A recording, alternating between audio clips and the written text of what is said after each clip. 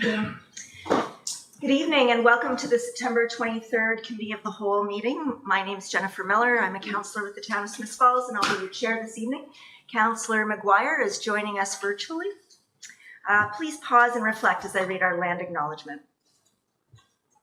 On September 23rd, 2024, we acknowledge that the sacred land on which Smiths Falls is now located has been a site of human activity for over 10,000 years and is rich in Indigenous history.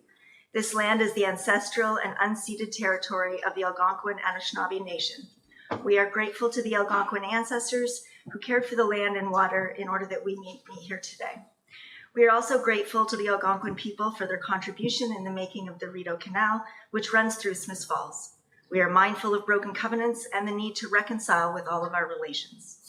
Together, may we care for this land and each other, drawing on the strength of our mutual history of nation building through peace and friendship, being mindful of generations to come. I'll call the meeting to order at 5:01 p.m. We have a couple suggested changes to the agenda. It has been suggested that we defer item 10.6. Is there any opposition to that if we put it off to the next meeting? Okay. No. Okay. And then we also have a presentation that we would like to add to the agenda prior to our delegations. Is everyone okay with that? Yep. Okay. So then if I could have someone move the acceptance of the agenda, Councillor Robinson, seconded by Councillor Brennan, that the September 23rd, 2024 Committee of the Whole meeting agenda is approved as circulated and amended. All in favor? Carried. Thank you. And I would turn it over to Mayor Panko now for a special presentation.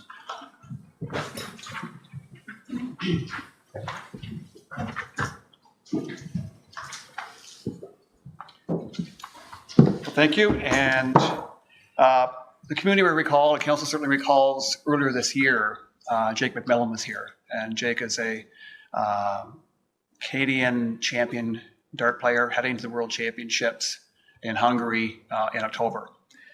And Jake's not the only member of our community who is heading to Hungary for the World Championships next month. Cal Badam is here. Cal, do you want to come up here, please? And I don't know what it is here where people have such incredible hand-eye coordination and the ability to be so successful in the challenging game of darts. But Calla has been playing since age 8 and is now representing Canada on Team Canada heading to Hungary for the World Championships later, in mid-October. In about 2 weeks. So I just want to make a couple of comments here. Cal's been playing since age 8 in 2015. She qualified to play in her first provincial tournament that same year in St. Catharines. She played well and sparked a real passion for the sport. Every year, Cal got closer and closer to her goal of making Team Ontario. In 2023, she achieved that goal and as a member of Team Ontario traveled to St. Hyacinthe, Quebec for the Nationals. She, along with her team, took home the Nordor Cup and Canada Cup. She placed joint third in singles, first place for doubles, and first place for mixed doubles. The highest number of points scored for her team that year. She came home with some money, well, that's a real plus, and a lot of awards for her growing collection. This year, she placed third in her senior year, just missing the national team. She's played in multiple Legion tournaments, including district and provincials. She has many championships and medals to be proud of. Currently, Calla is a senior girls champion of this district. The World Darts Federation hosts a World Masters in different countries every year, and it's the biggest tournament these youth aim for. The tournament is a win your way or invite only. Calla received not only a country invite to play for Team Canada, but also a direct invite from the World Dart Federation. Calla eats, sleeps, and breathes the game. This is her dream. She plans on continuing with darts well into adulthood. And just a copy of the letter here, and it says the National Darts Federation of Canada is happy to announce that Calla Badam has received an invitation to participate at the 2024 World Masters event. And the 2024 World Masters event takes place from October 9th to 13th in Budapest, Hungary. And the NDFC is very proud of Calla and wishes her the best of luck at the 2024 Masters. And of course, we wish you the best of luck as well. So what an incredible achievement just to qualify to get there. And let's hope you do extremely well when you're there. So how about a round of applause for Calla?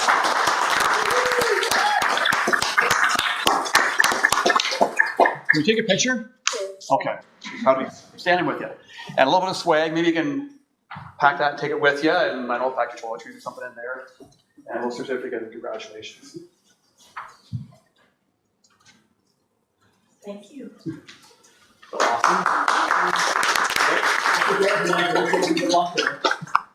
And really glad you could be here tonight to just share this experience and help us understand what's happening. And then please let us know how things go.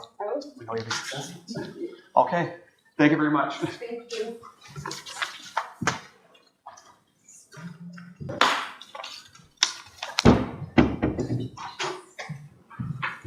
Thank you, Mayor Panko. That's a great way to start the meeting. So I'd like to welcome all our special guests here tonight. We have 3 delegations, each of whom will be presenting. And I would ask each of the speakers if they could keep their presentation to, did I miss something? I missed something. I missed the minutes. Hold that thought. We have a recommended motion to approve some minutes from August and September.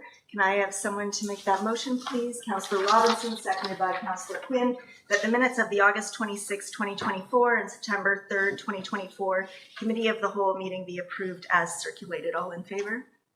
Carried. Thank you. Okay.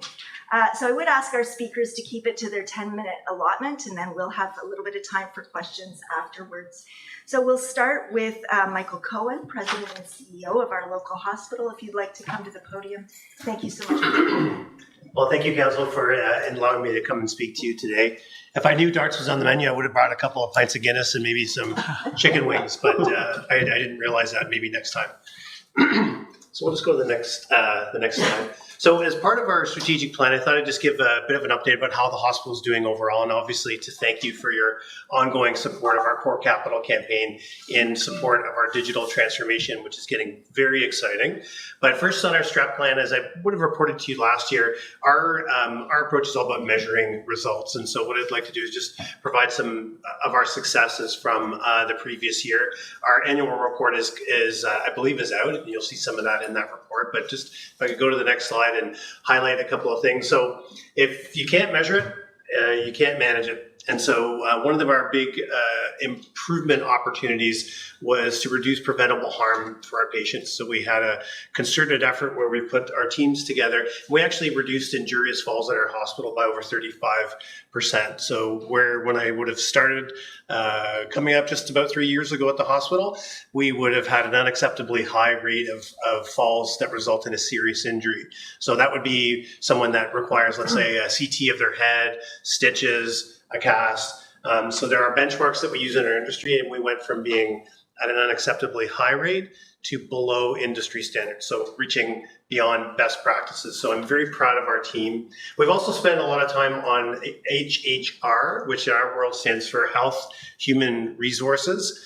Obviously, recruiting is difficult in all sectors, but in particular in our sector, it's been very, very challenging.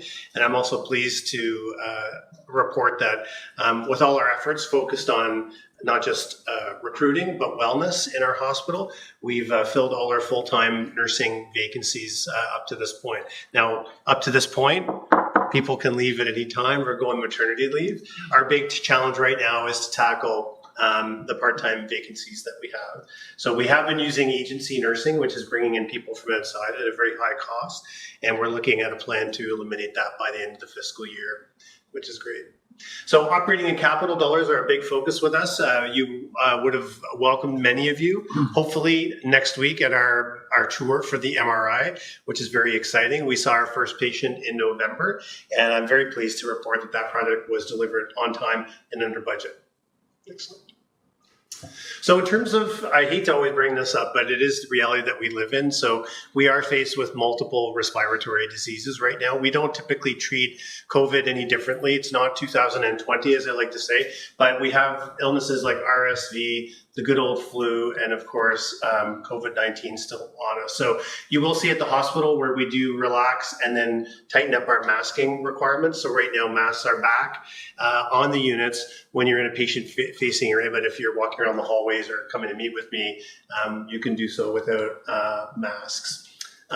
There's still a very very challenging shortage of long-term care beds in our system. So right now, hospitals remain the stopgap for other deficits in the hospital, in the healthcare system. So lack of primary care, lack of long-term care beds. You see that at our hospital. So we're doing our very best to maintain excellent operations under some difficult circumstances, which is most days at or above 100% occupancy.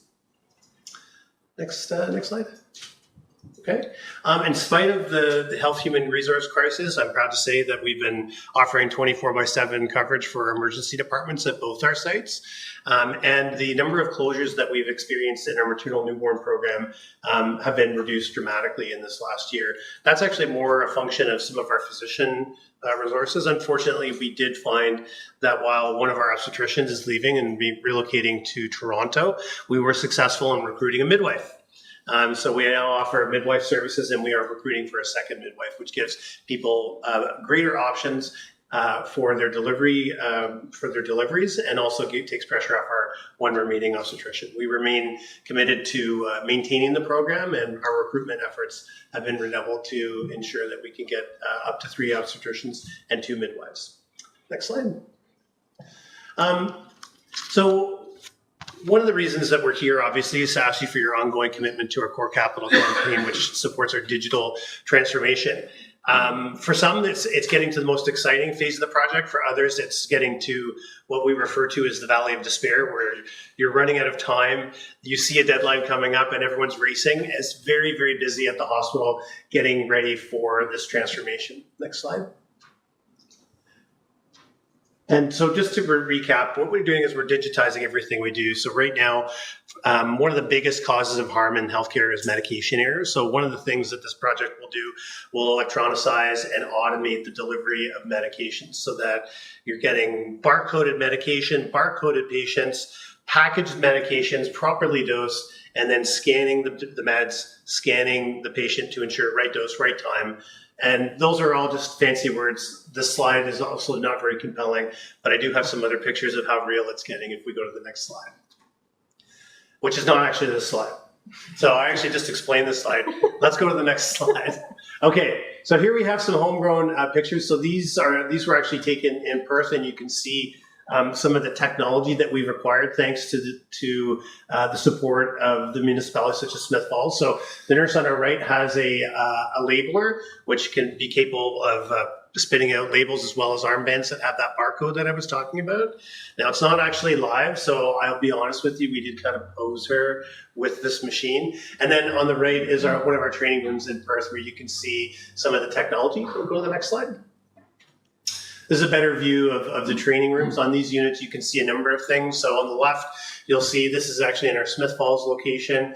The med carts are actually attached to the workstations. And at the top of the workstation, there's actually a little scanner, which is used to actually scan the medications and armbands. Okay, and then the corresponding training room. Now, the interesting thing that somebody pointed out, and I knew it was going to be at Smith Falls, look at the condition of the training room on the left, which is in Smith Falls, and then look at the stains in the roof in Perth. So I know there's always rivalry. So I just wanted to point that out, that the Smith Falls location is actually in better shape than the Perth location. Next slide. And of course, when I'm in Perth, I'll be reversing this. So this project wouldn't be possible without the generous support of our municipalities. And I can't tell you how much it means to us to be able to come here and thank you for that support. And I would urge you to continue that support. It's a very large-scale project. We will be going live this year, and we are counting on ongoing support to help pay for this project into the future. So once again, on behalf of our physicians, our staff, and our volunteers, I can't thank you enough for your support. And I'd be happy to take any questions that council may have. Thank you so much, and thanks for being here. I know we'll all appreciate that update. I will turn to my colleagues to see if we have any questions or comments. Councillor McKenna. Thank you, Madam Chair, and thanks for coming, Michael. And we have a new treasurer, and he's pretty tough, but come budget time, we'll see if we can, again, support the hospital grant. Speaking of midwives, do you have a sense of how births are going at the hospital by numbers? Are we steady or is it up or down? So I think so the high point, I think it was just before COVID, we did crest between 300, 325, and we're down by about 80, 90 deliveries. And I do expect that with the midwife coming on board, we'll be able to stabilize in the high 200s. The general rule of thumb is that in terms of our medical HR plan, so how many should we have? We should be running with 3 obstetricians and 2 midwives. And that would probably put the program in a more comfortable, fully loaded level would be probably in the 400 deliveries or so. Because right now, most of those deliveries are going out to Brockville, Winchester, and Elmont, or perhaps the city. Still a very viable program for the years to come. So I think that's what we're shooting for right now. It's actually we're actually looking at creative opportunities to attract people. There's a significant shortage of obstetricians in our sector. So right now, I would say it's a yellow alert. Not red alert yet, but we're stable now. But we need to be recruiting in the next year or two. Otherwise, there's likely risk of burnout with the 2 personnel that are manning the program now, or womaning the program now, I should say. Thank you. Thank you. Councillor Quinn? Thank you. I'm glad to hear about midwives. I think that's wonderful. What do we need to be doing to push for more long-term care? Because I do hear what you're saying, like that they are staying in the hospital and taking up space that is definitely needed. So where do we need to go to, though, to push for more of that? So I think what would be helpful from my perspective is you can encourage any developers that are proposing to build long-term care that are funded for additional beds to come to Smith Falls and open up shop. It is still a very challenging environment with the way that long-term care is funded. It's very different than hospitals. The funding model for new build is for a company to put up their own dollars and then recuperate the money through preferred accommodation like private room rentals and other services. So it's not like people just walk up and get funded like a hospital where you go to the government, right? And so right now what we're seeing is the cost of construction is escalated. So even people that are funded for beds are holding back. Like I know Lanark Lodge recently said that they were going to wait because the quotes that were coming in for construction were high. So we need those beds. So anything that the municipalities can do to encourage people to want to come to our area and open up long-term care home would be most appreciated.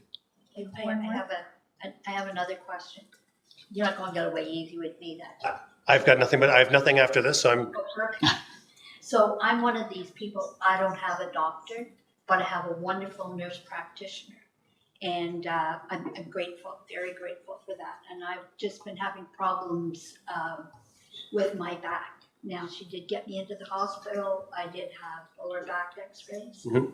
But then I had to go to Ottawa to have a bone density test because of the wait time. Yes. So, there still are many issues. And I'm not saying you can fix them all immediately, but there are many issues out there.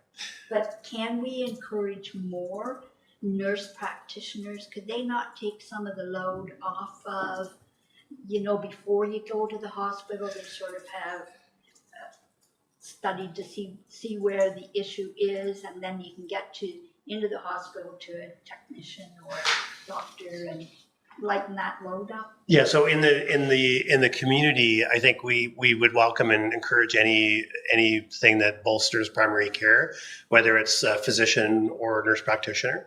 I think that the hospital is limited in what we can do directly to other than encourage that. So I think this is where, when you're talking to your local MPPs, is to raise this as an opportunity to help ensure that there are people that want to come to Smith Falls and practice. But you're quite right. The NP can take care of 95% of your primary care needs. And in terms, just because you raise it in terms of diagnostic scanning, there is a system-wide issue with long diagnostic wait times. We have not recovered to our pre-COVID levels. And I can tell you, even opening a brand new service like MRI, that wait list was full within weeks of opening. And To just follow up on that, I went to a private clinic in Ottawa and got a bone density test in a week. Yep. Now, I didn't have to pay for it. Yep. But it's covered.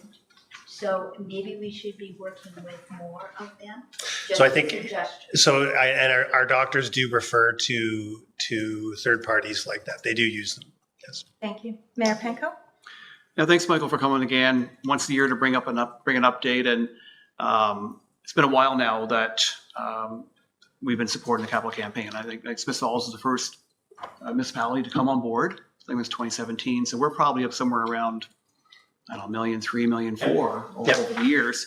And I think it was, we added support and others came online. And I think this has been a very meaningful, impactful level of support from across the whole community, the counties as well as other lower tier municipalities and us as a single tier.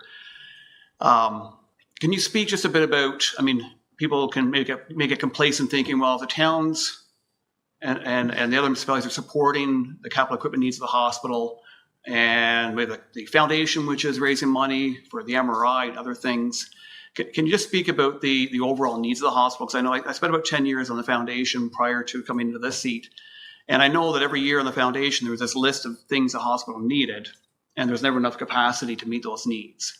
And I would suspect with Lumio and with the medication system and the MRI, all these things, there's never a point when we arrive where we need to be. I guess new technologies emerge that we need to take advantage of that create better outcomes and safety. But just speak when you have the opportunity here about the broader needs, if you could, please. Yeah, so unfortunately, our hospital went through a period of about 10 years where they underinvested in capital. It was primarily thought to be for financial reasons. And so, right now we're dealing with not only just being able to modernize and replace or bring in new, but to basically, I mean, there's some equipment that I've replaced since I've been here has been close to derelict, like close to unfit, like close to one of the examples I have. We have a pulmonary function machine, which is looks like a box where you go in and test your lung function. It was so out of date that the only way they could calibrate it was to get one of the younger, healthier RTs to sit in it. And the readings from that individual would be the reference range for the test, which is not the way it's supposed to be. And so when I found out about that, we ended that. We bought a new one. So rest assured to the community and to the council, we're delivering safest possible care. But that was the mentality. So we have a backlog of things that could have been replaced in the last 10 years that we're trying to grapple with now. So I think, the reality is with MRI, the needs are definitely there, but with our other clinical equipment, we're probably looking for between $1.4 million and $1.6 million a year for the next 5 years just to be caught up. And that doesn't include stuff like our digital transformation. And that's why having a separate avenue for accessing capital funds through the core capital campaign is vital. Is absolutely vital because, I'll mention recruiting. We're getting nurses and doctors that come to our hospital, even though we're working on this project, and they can't believe that they have paper. They're not trained in paper. We have to actually train them to chart the old way because they only know computer interfacing. So it's actually a recruiting incentive. Now, so I don't know if that gives you exactly the details that you were hoping for, Mayor, but it's vital that we get as much support as we can for our capital equipment. Well, thank you. And I think successive councils, the third council, which is in support of this campaign, ongoing campaign, I guess, perpetual campaign in many ways. But I think the reality is that we recognize how critically important our hospital is to our citizens and how critically important it is to have the professional staff and equipment needed to look after our health as we all age and or get sick. So I'm confident we'll be supportive going forward. But thank you very much, Mr. Mayor. Thank you for being here. We appreciate Thank you. your time. Thank you for your time. I appreciate it. Okay, thank you. So now I'll call on Catherine Baker Reed, who is the club manager of the Smith Falls Curling and Squash Club. Catherine, thank you for being here. Good evening, everyone. It's nice to see some familiar faces and meet some new faces. So as mentioned, I'm here on behalf of the Smith Falls Curling and Squash Club. I'm actually here to request that you prioritize funding, your capital, I guess it's your public works funding, for a flashing crosswalk at 13 Old Slies Road in 2025. So this location is a hub where certainly we have the Curling and Squash Club, we have the Heritage House, we have the dog park, multiple diamonds and fields, and of course our amazing Lower Reach Park. And we are really noticing a lot of people crossing between all of the amazing amenities in this area. And there it's a bit of a chancy spot. So of course we have that big curve coming from Jasper Avenue, and there already is a crosswalk at that location. But what's begun to happen is the Curling and Squash Club has begun to hold more events. Heritage House has been doing an amazing job marketing to host more weddings. So one example of why pedestrians might cross is, for example, we're hosting an event, whether it's between Heritage House or ourselves. People have small children. They want to go over to Lower Reach to run off a little bit of energy, and they're having to navigate that busy throughway. Now, when I say the next part, it's actually quite difficult to get a photo of the road without vehicles in it. So what you're looking at right now was taken on a Thursday afternoon at 1 o'clock. And then if we switch, I think it might be the next slide or the slide after. That's a snapshot of just what was coming right after I managed to get that empty photo. So that's the same day. I actually crossed the road to take that photo. So we've got big trucks, motorcycles, all kinds of vehicles on there. The other piece to know is that the Curling and Squash Club is consciously working to become a multi-use facility. So traditionally in the summertime, we didn't really have a lot of activities. We're working on increasing our events, and it's actually our intention in 2025 to also open an 8-week full-time day camp. So we will be at full capacity. We won't necessarily be there in the first year, but at full capacity, we're looking at 100 kids a week who will certainly be enjoying the curling and squash facility where we have, an indoor ice area where it's cool for them in the summer. But our big feature of that summer camp is accessing Lower Reach Park. And we're becoming very concerned about asking staff to navigate crossing that road with small children as part of their employment responsibility. Now, I will say, as both a pedestrian, but also perhaps as someone who may have come around that corner a little fast, the vehicles really pick up speed around that corner. So they are often far exceeding the speed limit. So I feel that a flashing crossing walk is a really efficient way to still maintain the flow of traffic unless pedestrians need it. But it also gives a really good visual cue to the drivers to notice that someone's at the road and wants to cross, stop traffic, have people cross safely, and then resume the flow of traffic. So I recognize there's a lot of financial strain and that you have already, I think there's already been a number of locations that are prioritized for the next couple of years, but I would really like to ask council to strongly consider that particular location for 2025. Thank you so much, Catherine, for alerting us to this safety issue. Councillor Brennan has a question. Yeah, just a comment. Thank you. I see that road every day. Yes. And I've always thought, my God, that is dangerous. And the other thing is when there's baseball. Yes. They park on the berm. And it's sort of a blind corner. So thanks for coming. I agree with you. Put it that way. So I would suggest a committee that we put this to staff to have a look at. I mean, we did the one at Vincent Street, and it's used quite often from the neighbors that go down to Lower Reach Park. But for the users of the facilities you mentioned, I think it would be something worth looking at. So I would suggest to my colleagues that we have a look at that and ask staff to do it.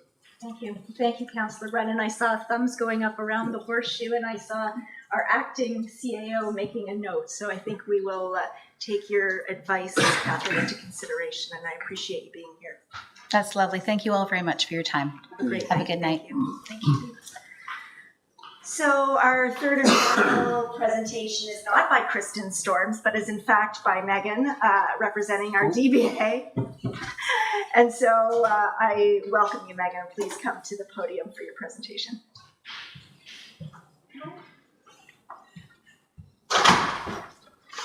Thank you. Thank you, Councillor Miller, and good evening, Council. Thank you for having me here this evening.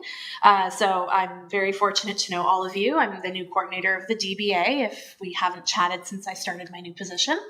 I'm happy to be here this evening to present an update on what we have been up to in 2024.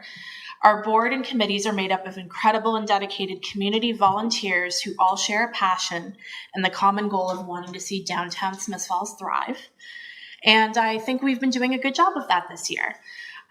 With them at the helm, we have been able to make incredible steps in 2024 by creating unique experiences for the community, programs to support our downtown businesses, and inject some new life into downtown Smiths Falls. So I'd like to start off with our events. We've hosted many, many of which I've seen all of you at. The first event would be the night market in June. So we welcomed 700 to 800 people into the downtown core who would not have been there otherwise. We brought in vendors, even a mechanical bull, food trucks, and family-friendly activities utilizing Main Street West as the location for the event. Following that was our summer social event in August. We utilized Main Street as well as the Russell Street East, shutting it down for the day. Brought in vendors, musicians, again, family-friendly activities specifically on Main Street West, and brought 800 to 1,000 people downtown. Twilight Tuesdays was an event that was brought up to us. We began it through kind of the Emergency Tourism Marketing Task Force. So what we did with that event is we partnered with invited classic car collectors to the Russell Street East location for the evenings of the 13th and the 27th in August. We brought roughly 150 to 300 people to that location that, again, would not have usually been there, and given them an opportunity to display their cars on Russell Street right in the downtown. Next slide, please. So again, with that task force, the Downtown Music Series began in July.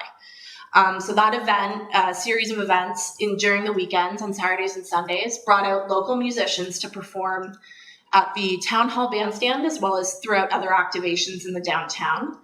Now, each performance brought out roughly 20 to 50 people. We did have some wickedly hot summer days, especially during the weekends for some reason. So that kind of kept a couple people away for sure. But for those who were there, they utilized the shade, enjoyed the bandstand, which was then activated. And it was a really fun event to see local musicians perform. In September, we tried something new. So we decided to do an 80s block party on Russell Street East, shutting the road down for the evening, bringing in a DJ and different themed activations to invite the community to. It was a really great partnership, actually, between the Chamber of Commerce as well as the Smiths Falls Library, who helped us activate that space that evening. It brought roughly 300 people to the downtown, which for a first-time event, as you know, is a really good turnout, an incredible amount of people who enjoyed themselves immensely, and we look forward to doing more things like that in the future. Looking forward to October, we are looking forward to our celebration event, which I've invited council to. It is a really unique opportunity and great chance for the families of Smiths Falls to enjoy Halloween before the day.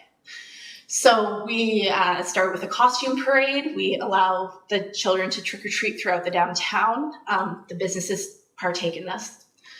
And then this year, we are going to the bandstand, and there will be a performance from Junkyard Symphony to end the day. So in previous years, this event was hosted by private businesses. This year, the DBA has taken it on, and we're expecting 700 to 1,000 people in the downtown that day. So it's a really fun one. So now on to campaigns. We've had quite a few. And with our campaigns, we look to promote and encourage the businesses to participate in. The first one, which is near and dear to my heart, is the Remarkable Women of Smiths Falls exhibit. So this campaign is in March to celebrate International Women's History Month, partnered with the Smiths Falls Heritage House Museum through their exhibit. And this year celebrated 38 wonderful women from our community who've done incredible things wherever they go. So the panels were brought to businesses who wished to participate throughout the month and was put in a guidebook so everyone could visit each panel as they went. In April for Easter, we did a Find the Golden Egg hunt, which was a fun scavenger hunt throughout the downtown. We had roughly 100 participants for that event. Mother's Day, we encouraged the community to tell us why their mothers needed a spa day. And in a very succinct amount of words, asked them to do so and drew one winner at random selection. So we had 28 entries for that event, and it was all online. And the next two campaigns, again, were part of our emergency task force. So the Patio Passport, which started a bit late, ran July, August, and September. And this invited people to eat downtown and win prizes for it. So encouraging people to go into our local restaurants and dining areas, they would pick up a passport, receive stamps, and put them in a ballot box. We've had 6 winners so far. We'll have 9 for the general prizes at the end of September, and we'll have 1 grand prize winner, which everyone will be entered into the draw for. The Downtown Deal Coupon Book, again, was part of the task force initiative. And this encouraged shopping and dining throughout the downtown. So businesses were asked to, if they would like to participate, put in what offer they would like to offer the community. A limited number were printed off. It was about 310. We've given pretty well all of them away.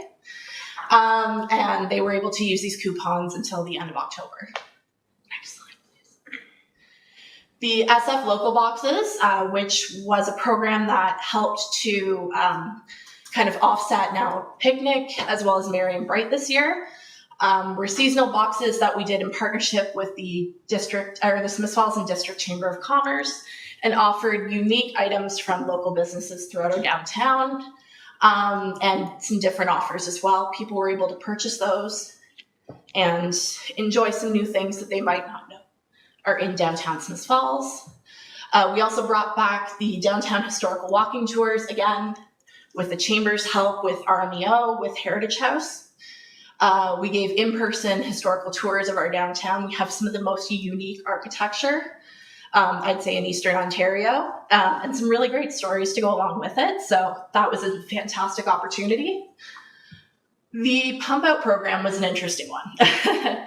So it was thought up with the Leslie, who's the coordinator of the Smith Falls Chamber of Commerce, and she noticed the need for pump outs through boaters. So she asked them to shop downtown, present their receipts, and they would receive it for free, which is great. Next slide. Beautification was a big jump in the downtown this year. So we created some really unique, colorful benches that you can see throughout our downtown core, planters as well, just to add a pop of color wherever we could go. We did a stencil project, first kind of initiated by the Craft Witch, Kristen Storms, designing unique stencils that would reflect the businesses. We lit up the alleyway leading from Beckwith Street to the Main Street West parking lot, which was really nice. Next slide. And with this alleyway, we created a 90-foot mural with the help of Dems and Dolls and our beautification committee and Sherry Axford, who led that project. We created this beautiful design to really add some color and some light to that space. In the fall, we'll be adding some corn stalks to add a little bit more dimension to our downtown as well. We've got some great community partners, so thank you again to the Chamber of Commerce, RMEO, the Heritage House, of course, and the Smith Falls Public Library, who have helped us throughout the year, just to name a few. We have tons coming in 2025, including the Summer Social, which we've moved to August 9th in order to partner with Old Home Week, and some new events as well. So I look forward to seeing you all there. And thank you for your time this evening. We really eagerly are planning 2025 and look forward to supporting our downtown. Thank you, Council. Megan, thank you so much for being here tonight, and to Sherry and Kristen and the DBA board for such great work. The enthusiasm around this table is absolutely contagious. And as as you can see in this presentation, you do beautiful work. So thank you very much for your good work. Councillor Quinn with a question? Thank you. That was a great presentation. And you know what? It's wonderful what the DBA has been doing and working with others to make all this happen. And the comments that we get regularly on how beautiful the downtown looks. People are loving the color, they're loving the plants, they're loving the activities that are out there. So I thank you for all the hard work. And even though it'd be really nice for the town of Smith Falls to take credit for it all, it's not just the town of Smith Falls. It's everybody coming together to work together to accomplish this. But you have to have a strong person in there. And guess what? We got strong women. Right on. Thank you. Thank you. Mayor Panko? Yeah, thanks, Megan and Kristen and Sherry, with board members who are here, the entire board, and all the volunteers. Very busy.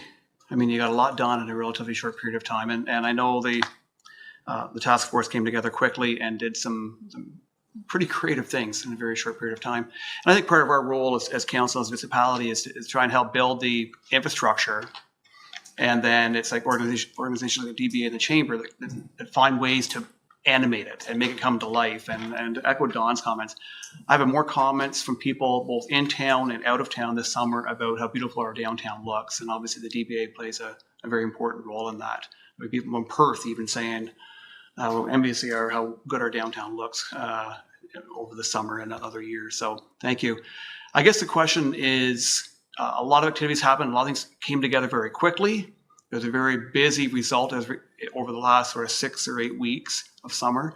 What kind of feedback are you hearing from your stakeholders? Was the effort did it help make a difference with some of these small business owners who looking at more people come through the doors? Overall, it's been really positive, which is lovely to hear. It's always good to know that your efforts aren't going to waste.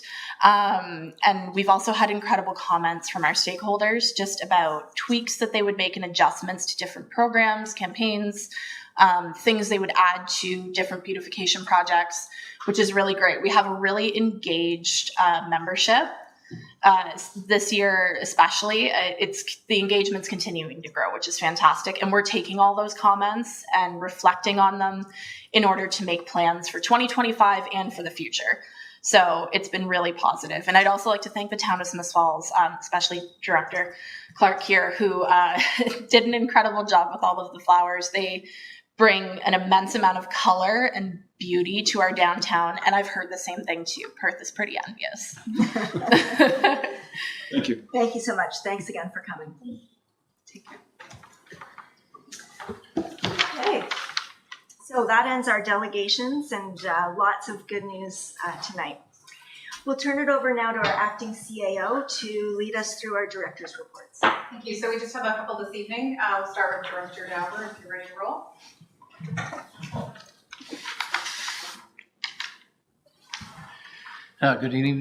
Good evening, Council. Sorry about that. Just a couple of little reports and their updates, so things that I've talked about in the past, but I just wanted to bring a bit of an update to Council.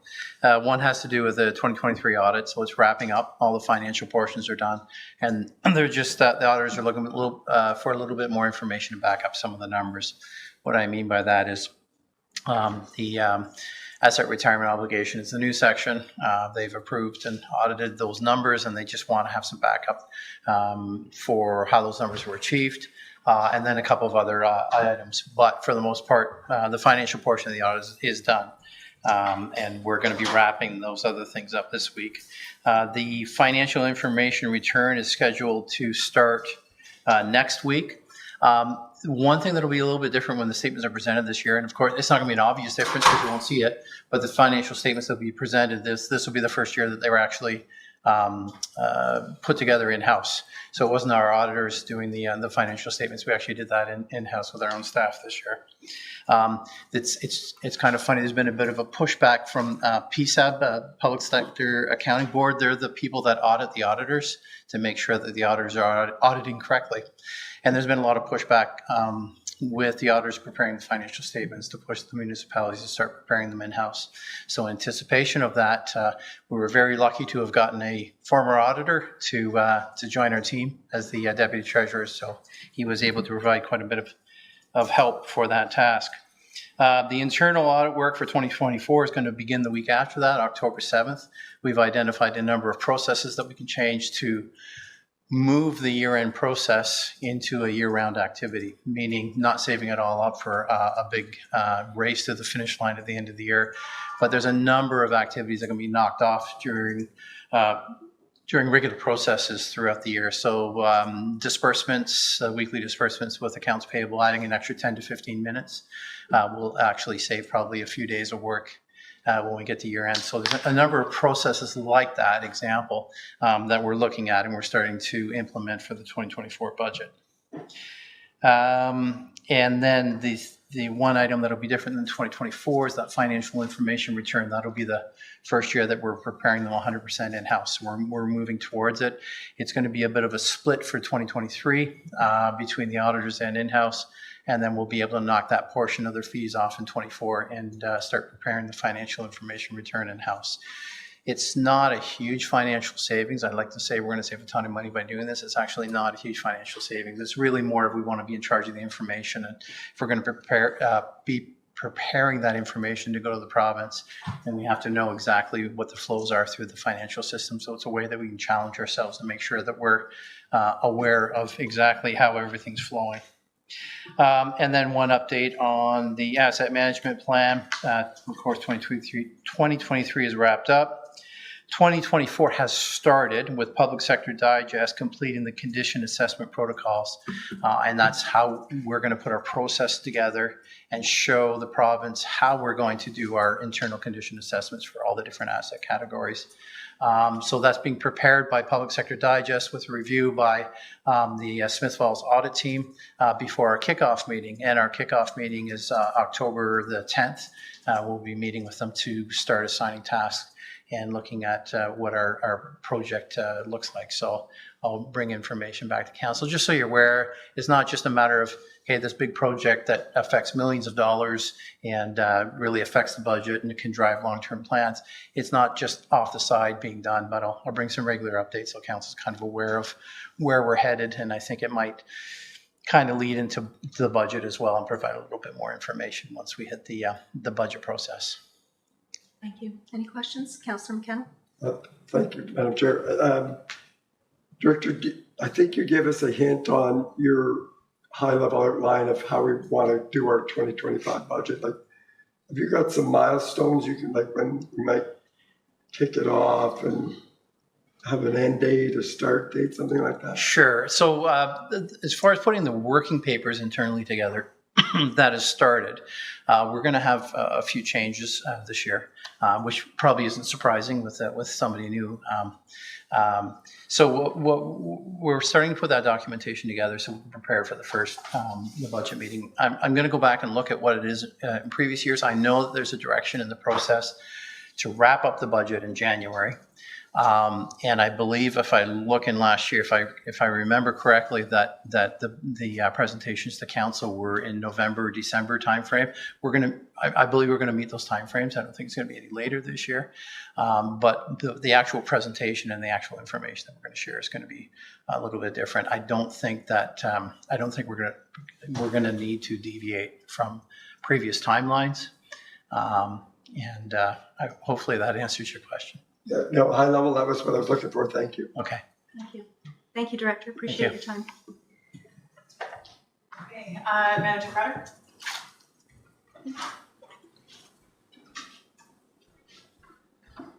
Good evening, Council. Just two quick updates. I wanted to let Council know that we had our community grants public consultation this morning. We were attended by about 35 community members of different organizations. It was facilitated by Eric Lockhart, so you guys may remember as part of the Council strategic planning session. So we got some really good feedback on the current policy and some of the changes that Council had directed staff to do, as well as some other comments. So we'll be putting all of that information together and coming back with a report and some additional revisions to the policy and some of the guidelines and evaluation criteria for council's consideration. We're still hoping to maintain the November 1st intake period like we traditionally have. So something will be coming in the next couple of weeks for council's consideration. Thank you.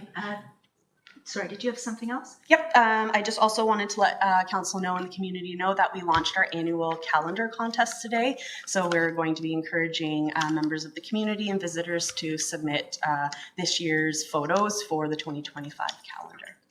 Councillor Brennan has a question for you. Just a comment. I was able to go to the session with Councillor Robinson this morning, so it was really good. And the facilitator, we all know, was excellent. And he's going to prepare a report. And the comments were excellent. I think that we had most of the key stakeholders there, and they had some really good comments and questions. So that will be his report. Will be part of our report, correct? Yeah, that's right. Great, that's great. And the other questions that you mentioned, the calendar. Do you foresee the calendar to be out before the start of the year? Yes, it was delayed in previous years with staff changes, but now that we have our communications coordinator, our plan is to get it out before Christmas. So people can go on Christmas vacation with having their 2025 calendars in hand. So we're working on that. And sorry, Madam Chair, just one final. Staff are going to be attending on Friday at the Railway Museum an introduction to the new rail trail project. Members of council have been invited. It's an invite only. There's only 2 spaces available.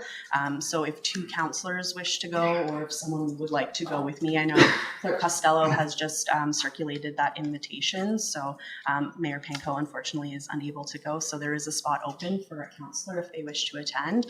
And then we'll be meeting with the Rail Trail Committee that as part of the National Trail Conference on Sunday to give them another community tour. And I think their information and feedback will really help facilitate the final report of the rail trail project. So it's really exciting. It's moving forward. It's great. Thank you. Councillor Quinn has a question. Manager Crowder? Just a comment. I did see that the meeting on Friday, I believe it is, and I have to check my appointment book to see. So when things like that are coming up, it'd be great to have a heads up earlier. Yeah. Because I do still work, and I work by an appointment system. So I'm hoping I can go Friday, but just a heads up on that. Okay? No, absolutely. It came out a little late, so. Thank you. And rounding out the batting order, Manager Grinke.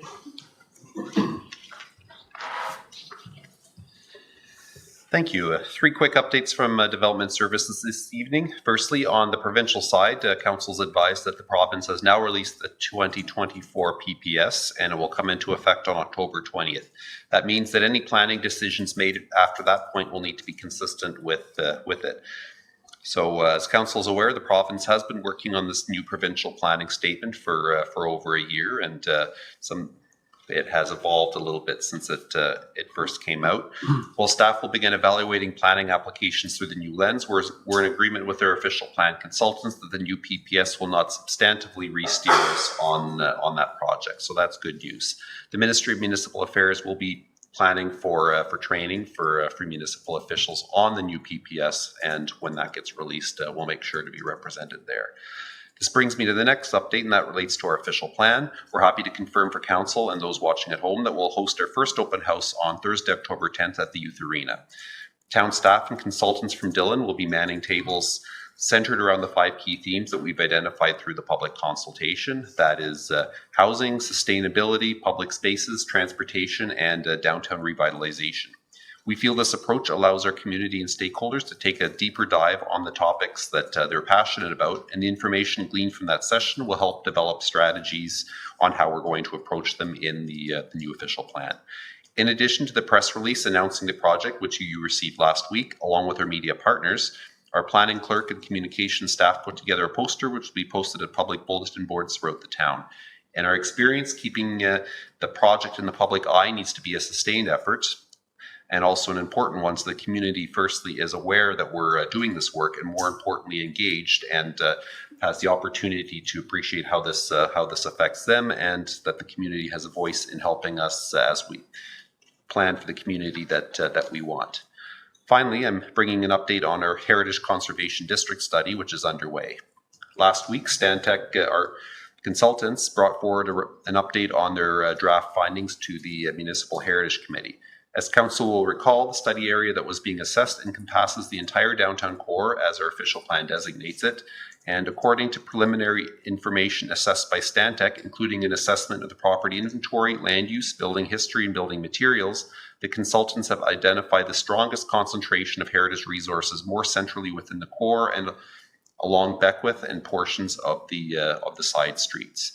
The draft study, which will include the proposed boundaries of a heritage conservation district, and the consultants will be recommending something along the lines of where the strongest concentration that they've identified. The draft study will be released to staff for a review this week, and feedback from staff and the subsequent Municipal Heritage Committee review will help inform a final draft. Our plan is to host a second public information session on November 2nd, and that will present the draft mapping and a policy approach for our proposed district study, as well as protection approaches for other lands. At this point, we're looking to bring the whole study to Council for consideration and adoption on December 6th. That concludes my update this evening. Thank you. Any questions? Councillor McKenna? Thank you. On the heritage study, we would receive it and pass on the same day, or you'll give us a draft or ahead of time to read, because it'll be a complicated document. You're not going to try and get it all done one day. So for my benefit. Yeah, so through you, Madam Chair, there will be a draft will be released well in advance of the public meeting on November 2nd. That's where the recommendations are going to be made. Council, then the public will have the opportunity to review and assess at that point, and then any feedback received from that public information session between November 2nd and December 6th will work with the consultants to ensure that any updates and any final version that's intended to be presented to Council gives you some opportunity for review. I can't promise the exact timeline without consulting with Stantec, but we'll work to make sure that you have the opportunity for a fair review. Thank you. Any other directors' reports? That's it. All right. Thank you, Manager Granke. Okay, so we are going to take a moment to go into an in-camera closed session.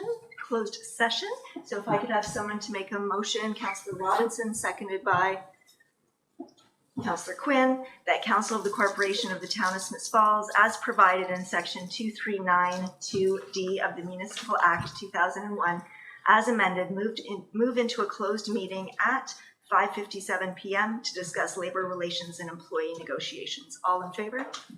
Thank you. We'll be back shortly.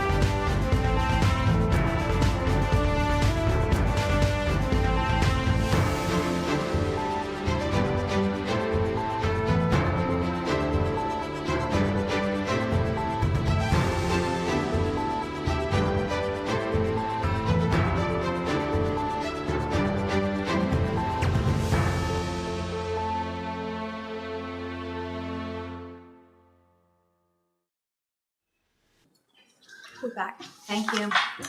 Thank you for your patience with us. Just to report back on our in-camera session, we are going to add 10.6 back in, but this time it will be titled MOU Agreement with Non-Union Staff. So if you could make note of that.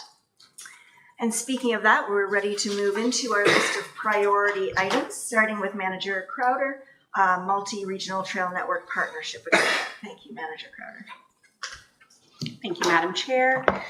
Through you, the report before you is just with regards to an update to the multi-regional trail partnership, the Rail Trail.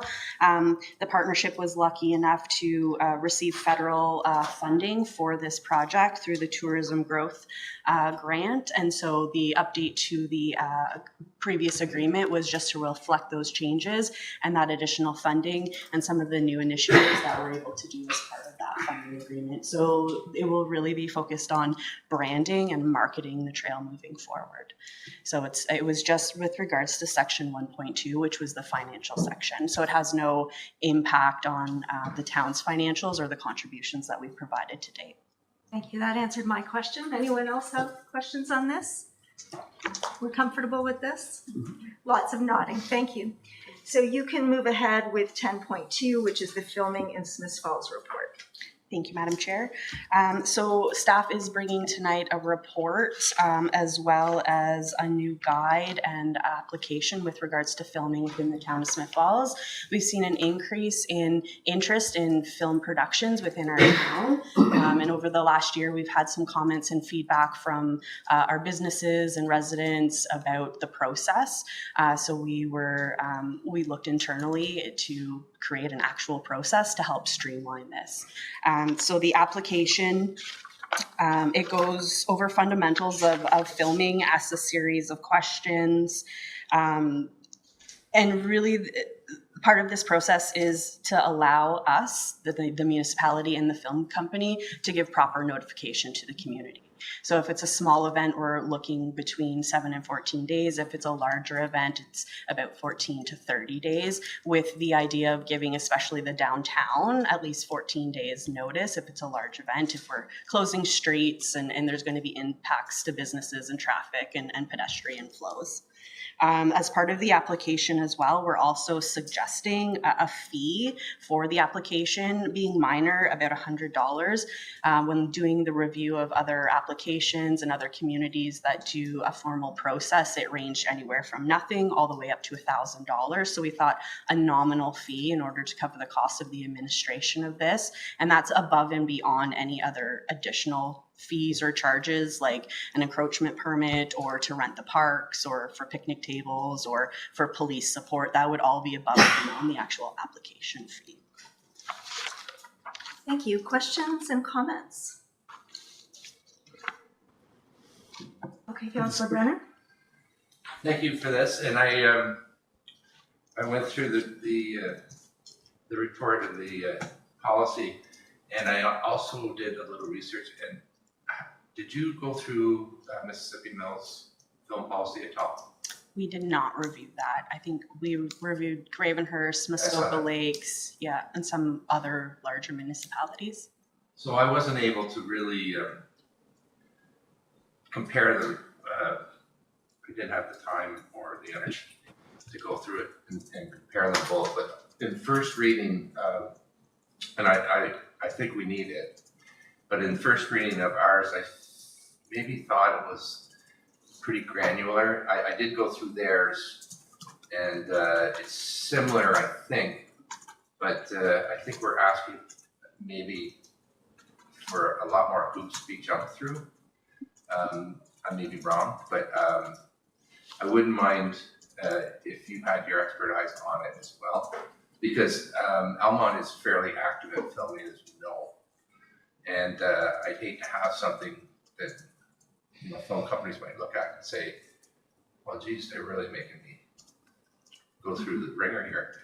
Not that they don't, but I think that I just noticed one section of ours where we're asking for car license plates, and I don't see any of that in there. They do certainly have a charge for parking. Their fee is, I think, $200. And a lot of the stuff is similar, but I wouldn't mind if you had a look at that and then advise if you thought that maybe we could simplify ours a little more, make it more user-friendly. Okay. Councillor Quinn? And thank you, Councillor Brennan, you're kind of on the same page as me, and that was the thing that I was thinking. Like, we're more comparable to Mississippi Mills, Elmont, than we are to Gravenhurst, so look at their policy, and do we need something? Yes, but what we need is something that's going to encourage film companies to come here, so they don't have to jump through hoops, or it doesn't take them a long time. But we do need a policy. I totally agree. And let's encourage them to come. Let's encourage more of this, but let's have the policy in place that will work. Councillor McKenna? Thank you. Just would our insurance broker have any comments on the policy? It's just potential. I noticed there's you want to see indemnification. There's insurance is all through it, but would our insurer have any advice for us? That's all. But I'm supportive of the policy. Through you, Madam Chair, just a few things. So the license plate request, that's more from a bylaw perspective. If we know they have a few cars and what their license plates are, if they're parked in certain places, then they wouldn't necessarily be ticketed. So that information would go to bylaw. So that's why we're asking. We'll definitely look at the Mississippi Mills policy if that's council's direction and bring it back and see if there's any changes that we want to make. In terms of Gravenhurst, in terms of the layout of the town and what was happening in Gravenhurst, were actually very similar. So that's why we did one of those references to look at Gravenhurst and Muskoka Lakes, because it is very similar in terms of geographic and expectations, especially in the downtown. And yes, our insurance company has reviewed the policy and provided their feedback, and changes were incorporated. I just didn't see it under consultation, so that's where I would normally look. So I apologize. That's great. Thanks. You're one step ahead. Okay, seeing no other hands, I'll jump in as well. I had made the note about Mississippi Mills. They're well known as a kind of a hub of filming activity, so it's worth a phone call. There's also a local resident who spent a number of years working in the Vancouver film industry, and I can pass on that name and number afterwards. The other two pieces, if you're taking a pause to review this, is that the complaints that I heard after the last film visit was the lack of our communication about the fact that it was happening. So I'd like to see communication strategies sort of built into this. And I think Mississippi Mills may have some words of wisdom for us about compensation for the businesses.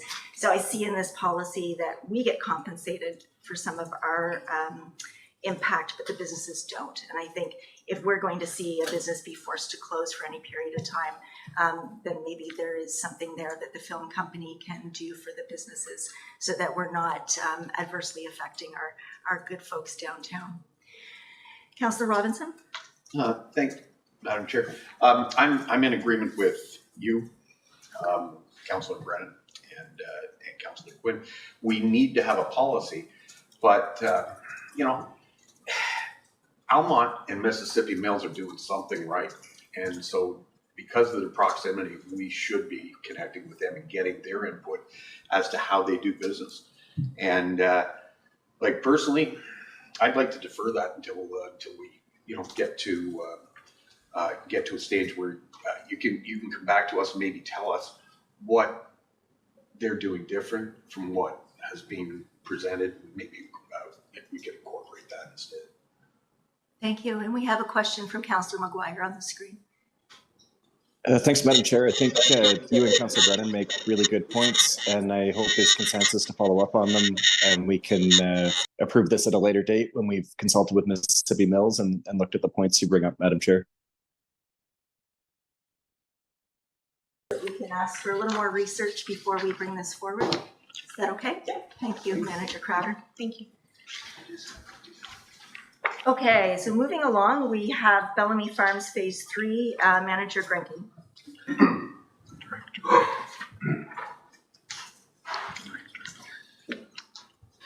Thank you, Madam Chair. Good evening. Staff are bringing forward for Council's consideration and potential adoption a zoning amendment application submitted by Parkview Homes, the developer of the Bellamy Farm subdivision. In this case, the applicants are seeking 3 mapping and 1 text change to the zoning for the lands proposed to be developed in the 3rd and final phase of the subdivision.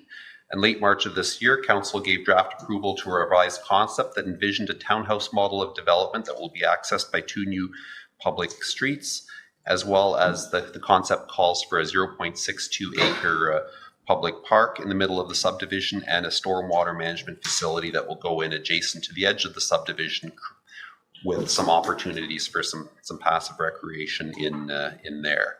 Currently, the wetland part of the property is zoned open space / wetland, and the rest of the property is zoned residential type 3, which is the zoning category that applies to most of the Bellamy Farm subdivision and allows townhouses along with a couple of other forms of residential development. The draft approval outlined dozens of conditions, one of which the owner obtains the appropriate zoning to implement their development concept. And going into it, we knew that would mean the parkland block be rezoned to open space to align with the intended use, and also the open space, wetland, and residential zoning boundaries at the west end of the site be aligned so that the wetland, stormwater, and open space functions are zoned accordingly and match up with exactly where the residential uses are. So a little bit more of a technical step there. Following draft approval, it's not unusual that something comes up in detailed design that results in a development concept that bumps up into a zoning issue, which the developers would normally need to address prior to final approval. An example of that last year, Council approved some frontage reductions on a handful of the lots within the Maple Ridge subdivision. In this case, the developer is proposing to introduce a new model of townhouse on 5 of the blocks, which will not include private garages, and which at the setbacks proposed would require that the required parking space be located in the front yard, and the anticipated building envelope would also exceed the lot coverage spelled out in the zone. So that means the zoning relief would need to be granted on these 5 blocks in order for the developer to construct the model of home that they wish to. The developer decided to bundle all 3 of these zoning asks into a single application, which proceeded to public hearing earlier this summer and is being presented as a single package this evening. However, Council can decide on each of these individually. To start off on the parkland zoning, the planning merits of the parkland inclusion and layout were assessed through the review of the subdivision application. While the zoning application is the technical instrument to formalize and implement the land use approval, our assessment of the application relied on the same or similar OP policies that confirmed the location and configuration of the parklands that were incorporated in the draft approval, and also confirm that the evaluation criteria are supported in policy and would help to create a complete community for the couple of hundred residents who would live there at full build out. So with that in mind, staff recommend that Council approves the requested mapping changes relating to blocks 35 and 36. The other part of the zoning application relates to zoning performance standards for 5 of the townhouse blocks in this phase, and that would accommodate 28 residential units in those 5 blocks. So in this phase as a whole, the developer is proposing a mix of at least 4 bungalow 2 and 2.5 story models, and that would create offer a variety of price point options and accommodate a broader range of market demand and different demographic needs.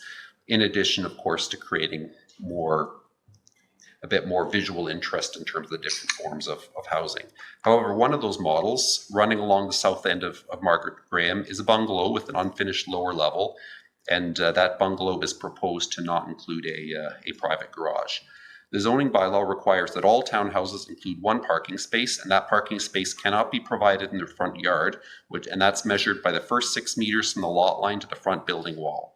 Whether or not the garage, so for a townhouse or any house that has a garage, whether or not that garage is used to actually park the car doesn't matter. But the zoning bylaw requires that the required parking space be more than 6 meters from the front lot line. The floor space of these proposed units isn't huge. It's about 864 square feet of living space on the main level and potentially another 500 downstairs, which is proposed to be developed as unfinished, but of course can be finished at some point later. However, to accommodate a larger accessory building footprint at the rear to store the sorts of goods that are normally stored in a garage, and also given that the lots just aren't as deep as they are in other lots in the subdivision, the developers aren't requesting an increase of structural lot coverage. So the model that's being proposed here is a new building typology in Smith Falls for as far as townhouse development, and the developers have argued that it provides a lower cost option, still provides space for 2 cars in the driveway, one on the town side of the road allowance, one on the public side of the road allowance, but still within the driveway off of the street.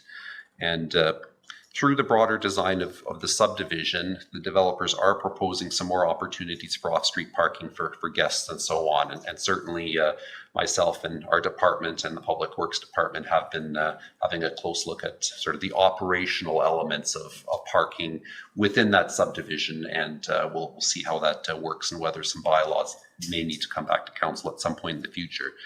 The requested lot coverage does provide a bit of an envelope for rear yard shed as well as for storage downtown. And the staff review of the proposal broadly assessed the community designs. And we noted that the increase in lot coverage did not seem to create a challenge with regard to stormwater management and the master grading plan. Staff relied on the feedback from Public Works, who did not object to the application based on an operational standpoint, in addition to impacts on servicing and runoff. Each interior unit, so if a resident is building a garage to store some of those equipment that would normally go in the shed in the backyard, then each of those units would be accessible by way of easement around the end unit. So there would be common access along the back 5 feet of the yard. So the geometry of the subdivision streets and the blocks creates a challenge on these blocks as they're not as deep as the others. And we recognize that many townhouse units already are not used for cars and rely on driveway for parking anyway. So it creates the design does create a bit of a different streetscape proposal, does create different functional requirements for buyers compared to a more traditional design. So staff do not object to the application with the understanding that that the owners will certainly work, that the blocks are probably not, just like every housing configuration, it's probably not going to work for every buyer. If you have a couple of trucks, for example, that may be a different lot for you, but with the understanding that the owners will work with the design for their outdoor storage needs. So the staff review and report summarize the 3 components of the application. We note that the zoning for the parkland and open space represent an integral part of implementing the subdivision concept as draft approved. The zoning application relating to the performance standards on blocks 29 to 33 can be assessed separately. And while staff do not object to the proposed zoning for these blocks, council is advised that they can decide separately on this zoning piece. If council does not approve the zoning for those blocks, then the applicants will need to modify their proposal to reduce the size of the living space to accommodate a garage and reduced storage. So I'll end there and welcome council's direction on these applications.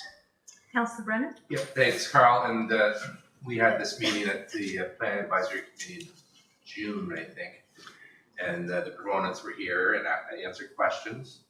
And I think the main takeaway for me, two are, one, it's going to provide different price points for people.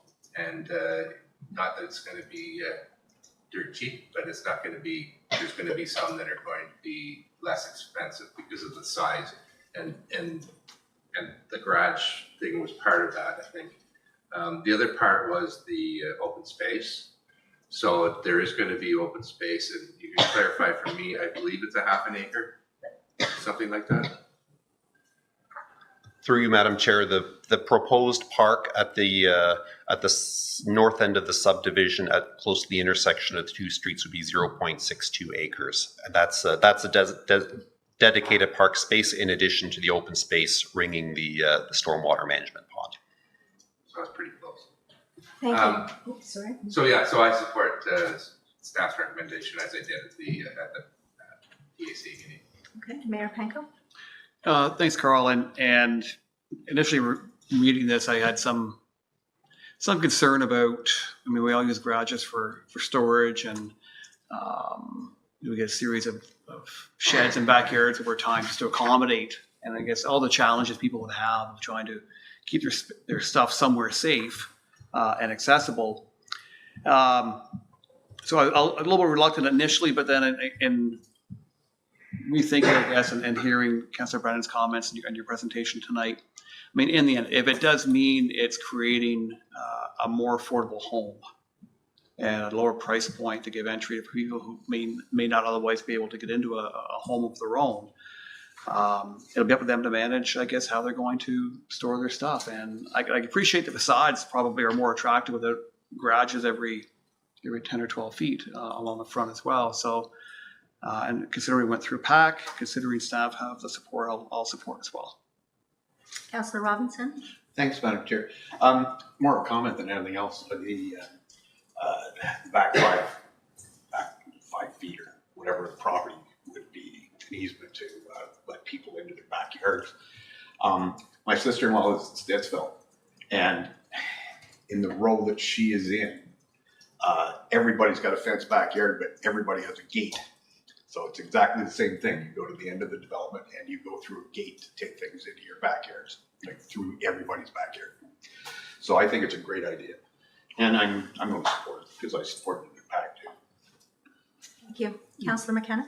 Yeah, thank you. I'm in support of the 3 bylaw amendments that are being recommended. We started out with approval of 156 units, townhouses. Would any of these changes change that total number?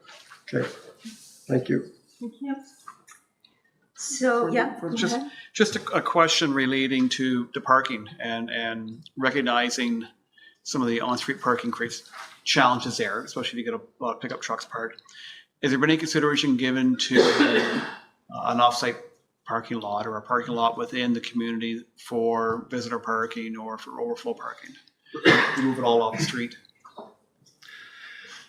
So this has been an idea that's been bounced around both at the staff level and in consultation with the developers through the design detail. One thing that is proposed around the park at the other end is arranging for angled parking around the park there, which would create more parking spaces than just the normal the parallel parking arrangement there. I don't have the number offhand, but certainly would look to create maybe a dozen or so more parking spaces than there would be. And then we're also looking at improving Broadview Avenue as well, where possible, to accommodate on-street parking at that location. So there has been, in terms of creating a parking lot, the question then would become one of who owns it and maintains it. If it would be that's a fairly common layout in sort of a condominium type of development where there's a single management company that takes care of that. But that's different from what the model that in this case that Parkview Homes is looking at. But, thank you. Okay. So I think you have consensus here to move forward with that, and I thank you for this. It's great to see more density happening there. Okay, so you are up again, Manager Grenke, on the Climate Action Plan. Thank you. I'm just going to update Council on the work of the Climate Protection Working Group and staff on our climate protection work. And I'd certainly like to acknowledge and thank our Planner One as well as our working group for the work that the considerable amount of work that they've done on that. So as Council will recall, our participation in the Partners for Climate Protection guides us through a 5-step process to planning for climate resiliency and sorting and sort of setting that up for our success in implementing a climate action plan. The first step, milestone 1, that's where we define our baseline, where we're at presently, and how emissions would evolve over the next 10 years if we did nothing. So the Climate Protection Working Group established a 2021 baseline to measure this from, and the Partners for Climate Protection give us the option of doing either looking at it from a corporate perspective, so that's what the town, or a community perspective, so all of the residents within the town. But Partners for Climate, or the working group and staff agreed that looking at the town as a whole, both the corporate and community, would give us the best picture and give us the best bang for our buck when it comes to eventually planning. So the methodology has been detailed in the report and is industry standard. It's I certainly learned quite a bit in my conversation with staff about the pros and cons of different approaches and what's captured here and not there, and it's very fascinating. But from the corporate assessment, we picked up from the earlier work that was done and found that the largest individual category of emissions, roughly a third of the total, is in our sewage treatment plant. So our buildings and water treatment plant infrastructure each accommodate close to a quarter of that, with smaller emissions outputs from streetlights, vehicles, and corporate solid waste. So if we did nothing, the calculation is that emissions would increase from about 1,706 tons of CO2 a year to a little over 1,900 over 10 years, based on population growth that aligns with what our land need study expects it to be.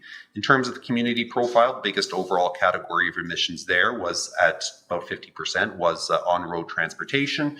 Buildings in the different land use categories take up most of the rest. And again, if we did nothing, it's forecast that emissions would increase by 11 or 12% along the lines of the population increase over the next 10 years.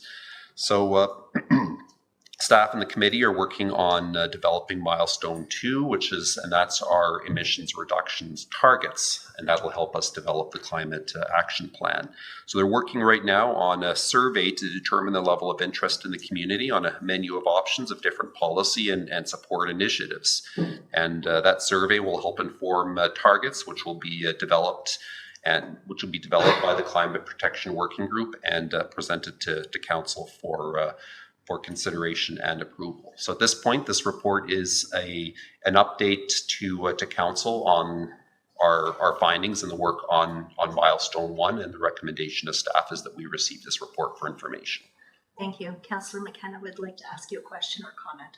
Well, thank you, Madam Chair. As you know, the mayor and I are appointed by council to sit on this work group, and the 6 or 7 boards or committees that council's appointed me to, this one is the most, I think, the most important of all. The climate crisis is critical, and I've never been on a committee with so many really brilliant, passionate people about the climate and the changes and the detail and the bringing forth the risks if we do nothing. And staff have been terrific. We've had a great partnership federally with FCM, locally with Lanark County. We're partnering with them and aligning, and they're just a really dedicated group of people. Didn't always agreed on the end goal, but on how we get there, it was feisty and fun. So Richard and the chair were able to harness that energy and bring us to this point. So it's really important that council and the public take the time to really understand this and come back with questions at any time to the committee, because the next report you're going to get is on, as Carl has pointed out, on the actual setting of targets, not just for us, but for our community as a whole. And so the community engagement piece, which is starting, and it's mentioned in here, the survey is a step in that direction, is really critical, because we're going to try and move our greenhouse gas emissions in the right direction. And that's a big drop down over the next very short few years, like 6 years. I think we've got to 2030 to hit some of our targets. So just to say, it's critically important to us now, and especially the next generation coming up. So thanks, Carl, for bringing Richard's good work to us. Thank you. Anything else? Okay, report. Oh, sorry, Mayor. Yeah, and thank you. And I think it's everyone who joined that committee brought passion and purpose, and I think we've gained a lot of knowledge along the way, which has been very beneficial. And not to repeat anything Councilor McKenna said, but I also want to thank Planner 1 Richard Grant, who really took ownership of this. Incredible amount of research and understanding, and there's a lot of variables when it comes to trying to determine what our emissions are, especially on the community side. I think they did an outstanding job of putting together the right plan, supported, of course, by the group, and we look forward to the next step, which will be, as I said, setting those milestones and setting those objectives, and then the responsibility of all of us to commit to them and making the changes necessary to reduce our emissions by 2030 and net zero by 2050, as Councillor McKenna indicated. Thank you. So please pass on our thanks to Richard and the committee for the good work. We look forward to step 2. Thank you. Okay, moving on to the Municipal Elections Act. Director Costello. Thank you. I'm very excited actually to bring this report forward this afternoon. I know it's a bit early to be thinking about elections, but this has been a long time coming. In the Municipal Elections Act has not been thoroughly reviewed in 30 years. So the review was done through AMCTO after the last election in 2022. As all of you probably recall, the voter turnout was low in all municipalities across Ontario, which was one of the reasons I think AMCTO took it upon themselves to reach out and get comment from all clerks. And so that resulted in the document that was sent to you all last week. So they're looking at doing a comprehensive amendment to the Act. And like I said, it's been a number of years since that was done. I don't know if you've all taken the opportunity to read, but there's some really good things in there that have been a long time coming. They're looking to, first of all, just do an overhaul of the Act, look at the definitions, make sure everything jives together, because the election deals with not only the Elections Act, but also the Assessment Act, as well as school boards. So they're looking to make sure that all of that jives together. They're also looking at making a commitment in legislation to review the Act after every election. And the third thing that they're doing as a general provision is reviewing all the current legislation, as I just spoke of, regarding the Assessment Act and School Board Act. So there's some of these things that, like I said, this is an overhaul for the whole Municipal Elections Act. So there's some that isn't pertinent to Smiths Falls as we've run our elections in the last 2 terms.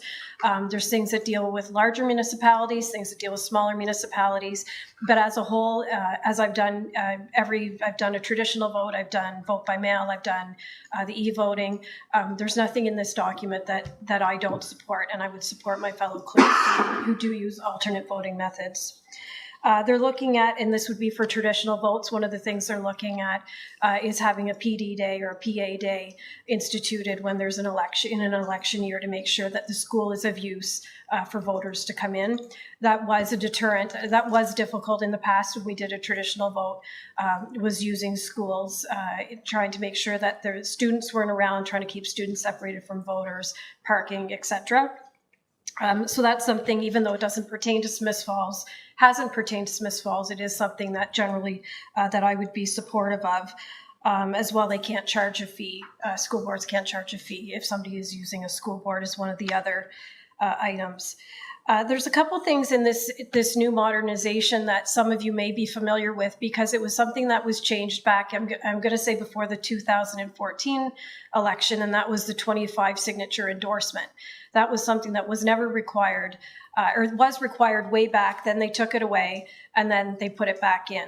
So they're looking at removing that requirement again. And the rationale, they thought that would stop frivolous nomination papers.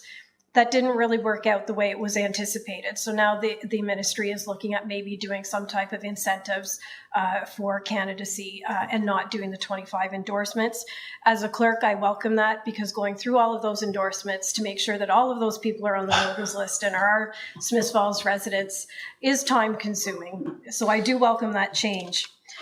They're also looking at streamlining and making a more structured approach to the Compliance Audit Committee.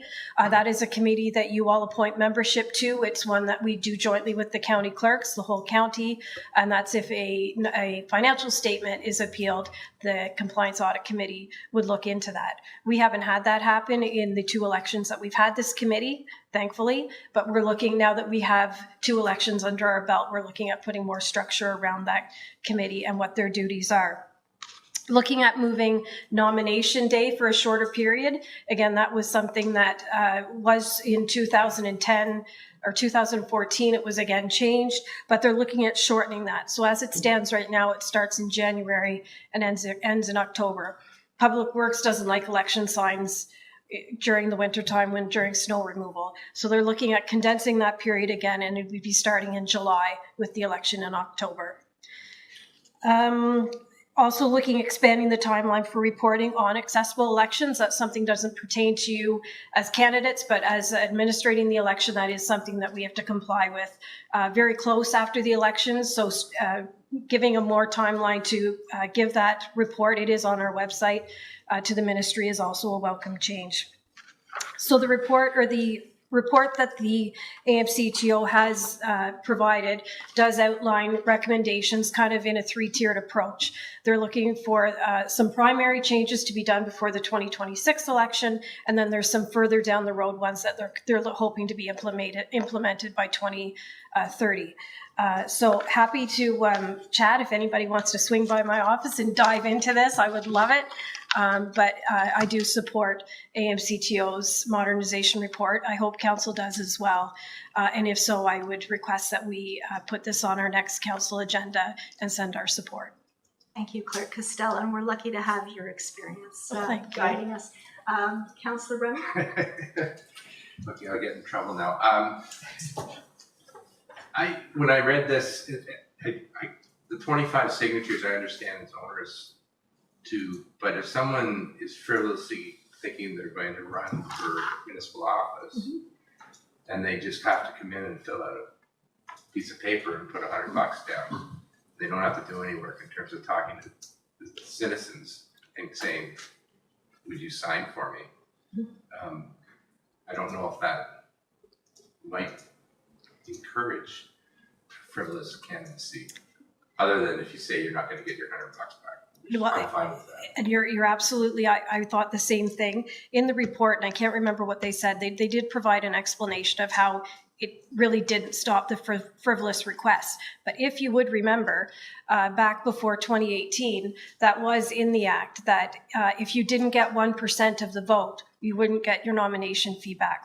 They're looking at re-implementing that. So if somebody doesn't get a percentage of the vote, they wouldn't get their nomination fee. So that it could deter somebody from filing a frivolous nomination I agree with paper. that as well. Yeah. And you mentioned about the moving of nomination day to July.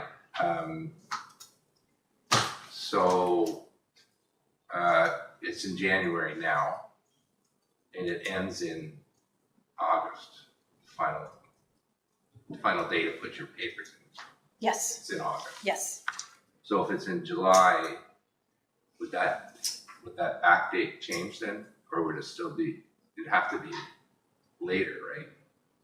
For the nomination period, Yeah. I'd have to look. I don't know if they would extend it too much more than they have.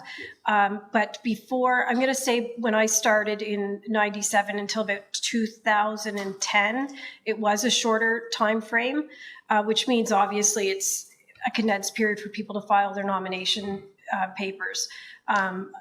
My personal preference is to have the shorter nomination period. Having it start in January, if there's another provincial or federal election, really confuses people, and seeing the signs out in the campaigning. Okay, through the chair. Now, with the signs, I thought that the signs were our election sign bylaw. The signs are held until the last day of nominations, i.e. in August. You could be correct. I'd have to check on that. I think so. Yeah. And the other one, the sign bylaw is not covered by this, the election sign bylaw, because that would be one other topic I would like to go to again, because we did try to tighten it up. Yeah. And I think that, I think we said something like, okay, you can put a sign on private property, but then there was a caveat on it, unless it's adjacent, if it's on public property, if it's adjacent to private property. And that was, that really didn't help, because they were everywhere anyway. So I've always thought, if you're going to put an election sign out, you better put it on somebody's house that wants it there. And not just Duly somebody's- noted. Huh? I can bring forward the sign by. Well, yeah, it's not a rush, but anyway, whatever you want to support. Thank you. Thank you. Councillor McKenna?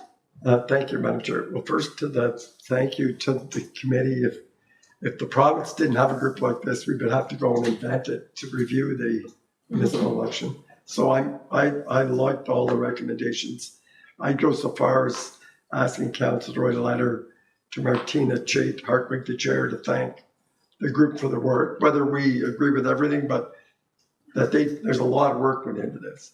And I really appreciate it.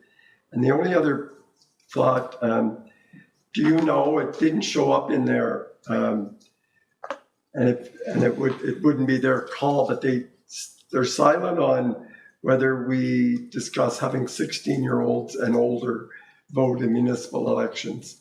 And it does happen in some places. And I suppose if the province was going to review the act, that would be the time to do it. But the committee was silent on it. I would like to have it considered and discussed. So I'm really pleased to see that it was such a nice surprise and really thoughtfully put together. So I'm hoping I would go so far as not supporting it, but also, and I couldn't find the attached resolution. There's lots of recommendations, but I couldn't find an actual resolution. You're correct. I probably forgot. In my excitement, I forgot to attach it. Yeah, it's not, I didn't see it. So when it comes forward, if we could see it, and I would very happily write a letter for the working group extending oh, that. that'd be great if council agrees. Thanks. All right, so we have a thumbs up for Clerk Costello. Thanks for your work on this. Okay, 10.6 is now MOU agreement, and I'll call on our HR advisor, Nadine Bennett, for this one. Good evening. I'm here tonight to seek council approval to authorize an execution of an agreement, a memorandum of agreement with the non-union group here at the town of Smiths Falls. So we do have a non-union groups. Staff complement is full-time and part-time staff. And their agreement expired on December 31st of 2023. So I'm here tonight to seek council's approval to authorize the agreement. They've discussed a few items that they'd like to come forward, including amendments to the employment bylaw, as well as compensation increases. So the agreement would expire, or the term of the agreement would be January 1st, 2024 to December 31st, 2027. So if council's supportive, a bylaw would come forward to council tonight. Seeing lots of thumbs up, and we'll pass on thanks to our great staff team for the good work that they do. Great, thank you. We'll pass that on. And thank you to the council representatives for meeting with the group as well. Thank you. Okay, that's the end of our priority issues. Does anyone have a committee, board, or external organizational update? No hands up on that. We have one item of correspondence. It's a resolution supporting our resolution regarding restrictions on the keeping of non-native wild animals. So that was great of them to share that. Do we have any comments or questions there? Seeing none. So the last item on our agenda before we close is another in-camera session. It's a personal issue. So I am looking for a motion to go in camera by Councillor Robinson, seconded by Councillor McKenna, that the Corporation of the Town of Smiths Falls, as provided in Section 239 2B of the Municipal Act 2001, as amended, move into a closed meeting at 7:06 p.m. to discuss a personal matter about an identifiable individual. Thank you. All in favor? Oh, all in favor. Thank you.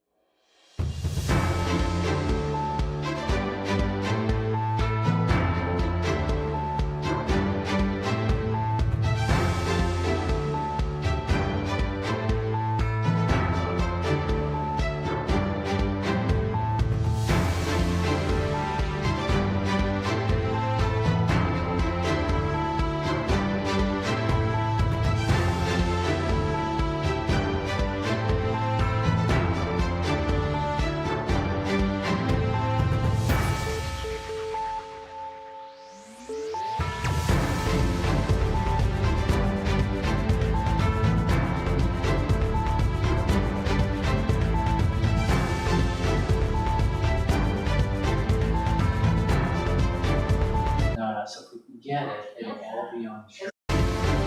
Yeah. Yeah, I could.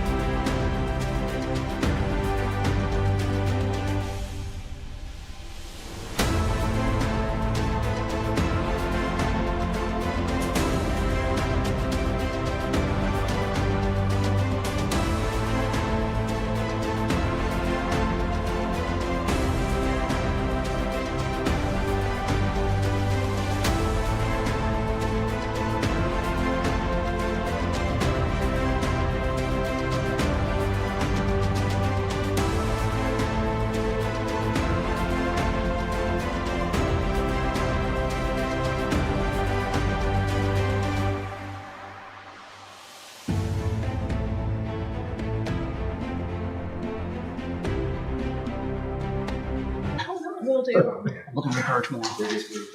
No, do you need it, right? Yeah. Oh, good. I'm right outside. Back on, Chair Miller. Okay, calling us back. Thank you for that and for your patience. We have provided direction to Mayor Panko on that personnel issue. Okay, we have no notice of motion, so I'm looking for a motion for adjournment by Councillor Robinson, seconded by Councillor McKenna, that the committee adjourn its proceedings at 7:40 p.m. and stand so adjourned until the next duly called committee meeting. All in favor? Carried. Thank you. Here you have a motion for the non-union. Certainly do. Oh, look at that. You're so good. Going to give it to Council.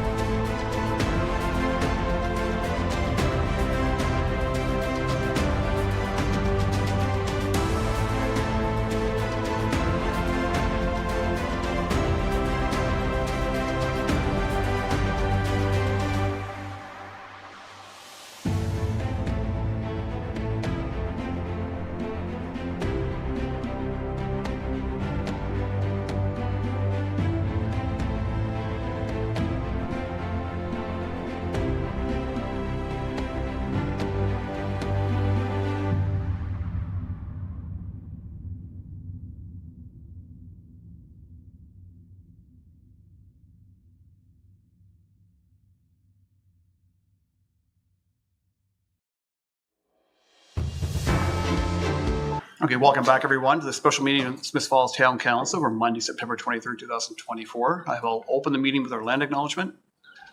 On September 23rd, 2024, we acknowledge that the sacred land which Smith Falls is now located has been a site of human activity for over 10,000 years and has rich in Indigenous history. This land is the ancestral and unceded territory of the Algonquin Anishinaabe Nation. We're also grateful to the Algonquin ancestors who cared for the land and water in order that we might meet here today. We're also grateful to the Algonquin people for their contribution in the making of the Rideau Canal, which runs through Smiths Falls. We are mindful of broken covenants and the need to reconcile with all their relations. Together, may we care for this land and each other, drawing on the strength of our mutual history of nation building through peace and friendship, and being mindful of generations to come. Call the meeting to order. We have an amended agenda with council's concurrence. We will add item 10.4, non-union agreement. This is Councillor Miller. And at that, I'll ask for a motion for approval of the agenda. Councillor Miller. Before we do that, sorry, are Yes. we removing 10.2? Oh, sorry, yes. Okay. So also moving 10.2. Thank you. Now we'll ask for a motion. Thank you. Motion for approval of the agenda. Moved by myself and seconded by Councillor McKenna that the September 23rd, 2024 special council meeting agenda be approved as amended. Thank you. Moved by Councillor Miller, seconded by Councillor McKenna, that the September 23rd, 2024 special council meeting agenda be approved as amended. All in favor?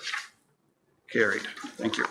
Any disclosure of pecuniary interest or conflict of interest or general nature thereof? Seeing none. We have no minutes tonight. Any council reports? Yes, Councillor Brannan. Sorry. Okay. Just a very quick one.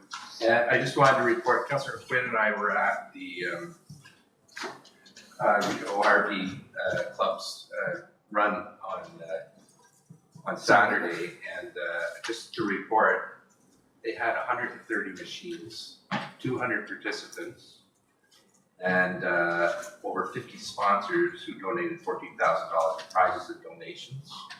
They raised $20,000 for Lanark Community Home Support, and they asked me to say a few words.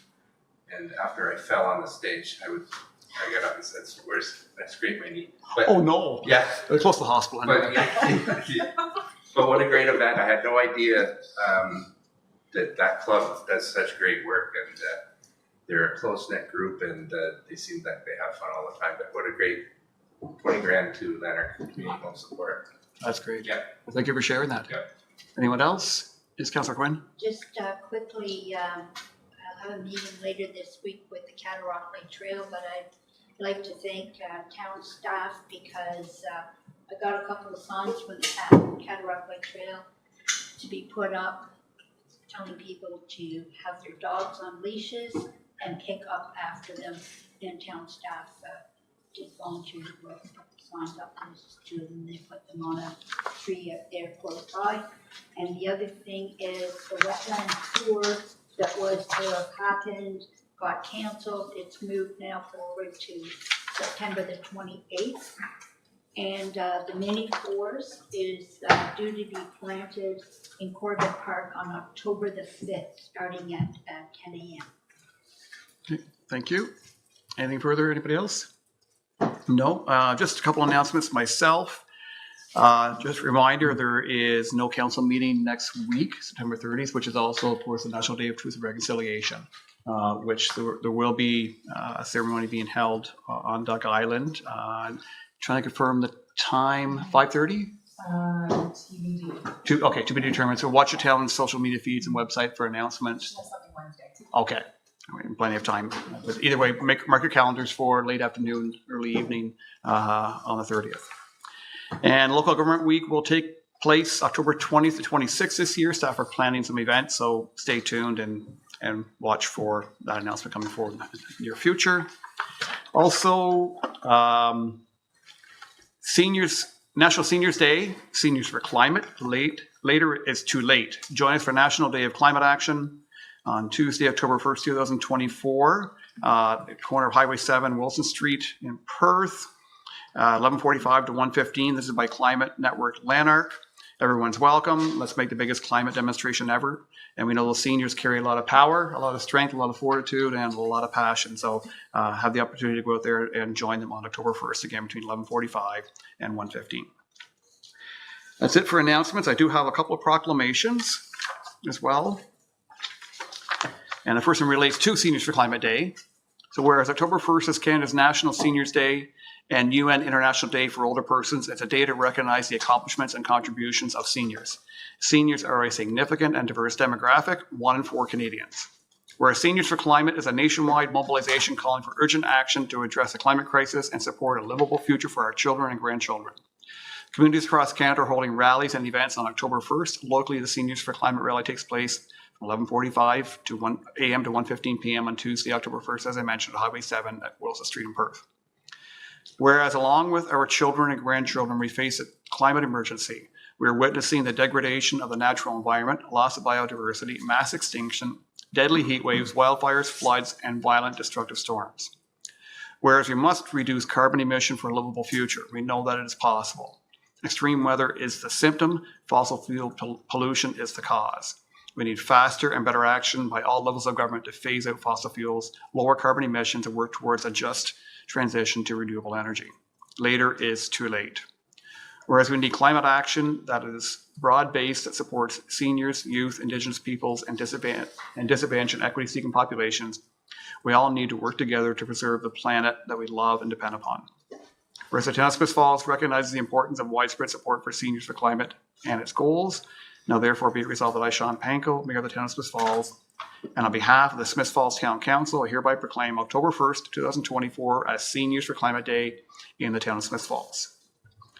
Secondly, recognition of September 30th as a National Day for Truth and Reconciliation. Whereas the Truth and Reconciliation Commission, TRC, released its final report on June 2nd, 2015, which included 94 calls to action to redress the legacy of the residential schools and advance the process of Canadian reconciliation.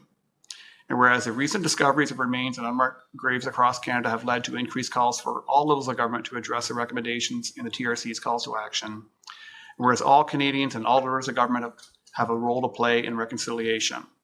Whereas recommendation number 80 of the Truth and Reconciliation Commission called upon the federal government in collaboration with the Aboriginal people to establish the statutory holiday, a National Day for Truth and Reconciliation, to ensure that public commemoration of the history and legacy of residential schools remains a vital component of the reconciliation process. And whereas the federal government has announced September 30th, 2024 as a National Day for Truth and Reconciliation, National Orange Shirt Day, and a statutory holiday. Therefore, be it resolved that Council of the Corporation of the Town of Smiths Falls does hereby commit to recognizing September 30th, 2024 as a National Day for Truth and Reconciliation, National Orange Shirt Day, by sharing the stories of residential school survivors, their families, and communities. And further, be resolved that the municipal complex and bandstand be illuminated in orange for the week of September 29th to October 6th, 2024, and that survivors' flag be flown from September 29th to October 6th, 2024 at Lower Reach Park. Okay, moving ahead with our agenda. We have no consent agenda this evening. We do have two bylaws. Our first is with Councillor Robinson, please. Thank you. Moved by myself and seconded by Councillor McKenna that a bylaw to authorize the mayor and clerk to execute an amended memorandum of understanding with the Ontario's Highlands Tourism Organization, OHTO RTO 11, for the development of a multi-regional trail system be received and read a first time and taken as read a second time. Thank you. It is moved by Councillor Robinson and seconded by Councillor McKenna that a bylaw to authorize the mayor and clerk to execute an amended memorandum of understanding with the Ontario Highlands Tourism Organization, OHTO RT011, for the development of a multi-regional trail system be received and read a first time and taken as read a second time. All in favor? Carried. Thank you. Discussion, Councillor Robinson? Smiths Falls is an important hub for the trail network with two of the four trails intersecting Smiths Falls.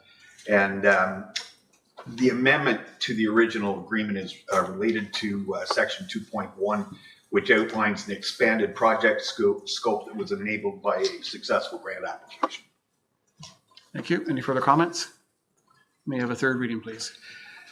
Moved by myself and seconded by Councillor McKenna that a bylaw to authorize the mayor and clerk to execute an amended memorandum of understanding with the Ontario's Highlands Tourism Organization, OHTO RTO 11, for the development of a multi-regional trail system be now read a third time and finally passed, signed, sealed, and numbered 10-581-2024.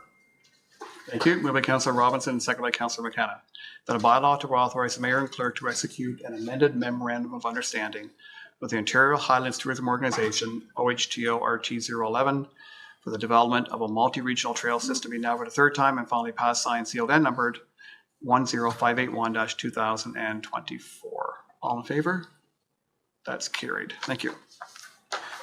So we removed item 10.2 onto 10.3 with Councillor McKenna, please. Thank you, Your Worship. Moved by myself, second by Councillor Robinson. That a zoning bylaw amendment under Section 34 of the Planning Act to rezone certain lands within Phase 3 of the Bellamy Farm subdivision be received and read a first time and taken as read a second time. Thank you. It's moved by Councillor McKenna and seconded by Councillor Robinson.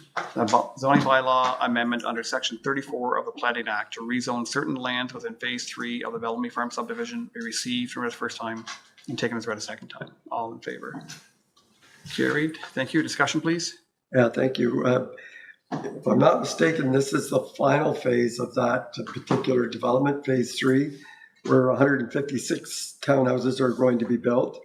And it was all approved. There's 3 minor zoning amendments that the proponents have brought forward and that the Planning Advisory Committee is recommending.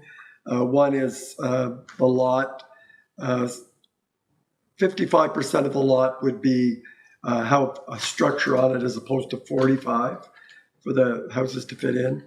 There'll be a 2,500 square meter park in the middle of the development, and some of the townhouses will not have garages. So these minor amendments were brought forward and worked through our committees and have been recommended. Thank you. Your third reading, please. Again, moved by myself, seconded by Councillor Robinson. That a zoning bylaw amendment under Section 34 of the Planning Act to rezone certain lands within Phase 3 of the Bellamy Farm subdivision be now read a third time and finally passed, signed, sealed, and numbered 10583-2024. Thank you. It's moved by Councillor McKenna and seconded by Councillor Robinson. The zoning bylaw amendment under Section 34 of the Planning Act to rezone certain lands within Phase 3 of the Bellamy Farm subdivision be now read a third time and finally passed, signed, sealed, and numbered 10583-2024. All in favor? Carried. Thank you. And our final piece of business is with Councillor Miller, please. Thank you. Moved by myself and seconded by Councillor Robinson that a bylaw authorizing the mayor and clerk to execute a memorandum of agreement with the non-union employee group be received and read a first time and taken as read a second time. Thank you. Could I borrow that, please? I'm sorry. I'm drawing pictures on it. It is moved by Councillor Miller, seconded by Councillor Robinson, the bylaw authorizing the mayor and clerk to execute a memorandum of agreement with a non-union employee group received read a first time and taken as read a second time. All in favor? Carried. Discussion, plees, Councillor Miller. Thank you. I was actually starting my notes there. I just wanted to take this opportunity to thank our employees.